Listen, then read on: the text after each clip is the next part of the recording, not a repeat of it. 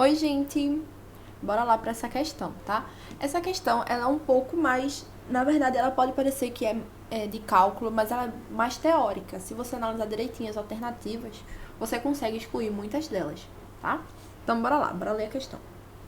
Um professor de matemática apresentou a seguinte função quadrática para os seus alunos.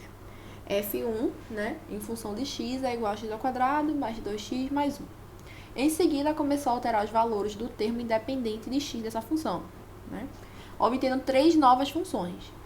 E perceba que o comecinho delas é igual, ó, x ao quadrado menos 2x, x ao quadrado menos 2x, x ao quadrado menos 2x.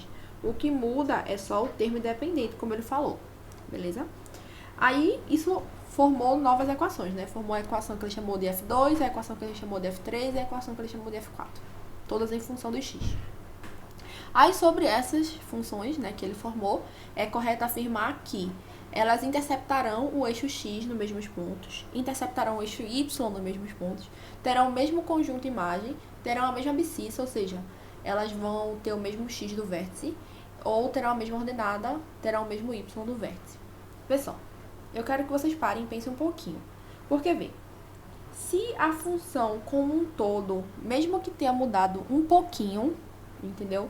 Que no caso foi o termo independente, os valores de y dela todos vão mudar. Porque pensem o seguinte, tudo isso aqui é o valor de y, tá? Isso aqui, ó, não é o valor de y.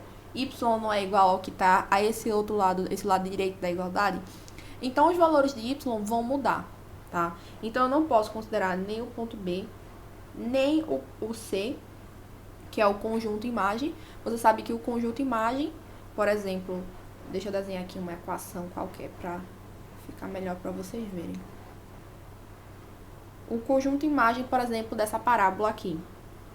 A gente sabe que a parábola é infinita, né? Mas imagine que a parábola fosse só esse desenho que eu coloquei aqui.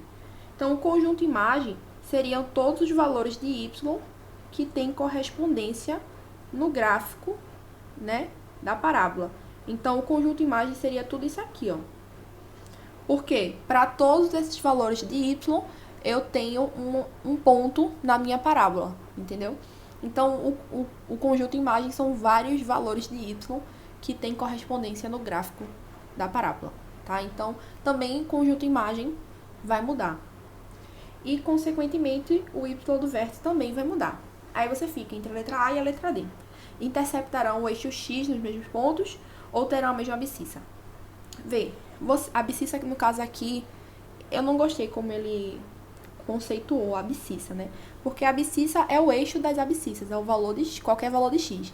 Mas ele quer dizer aqui o x do vértice, tá? Aí o que acontece? O x do vértice, se vocês lembrarem da fórmula, ele é calculado como sendo menos b sobre 2a. Então, vocês podem perceber que esse x do vértice, ele só depende do coeficiente b e do coeficiente a. Ele não depende do coeficiente do c, que é o termo independente, que é justamente o que mudou. Então, nesse caso, a única coisa que vai permanecer constante entre F2, F3 e F4 é o x do vértice, justamente porque ele só depende de b e de a, beleza?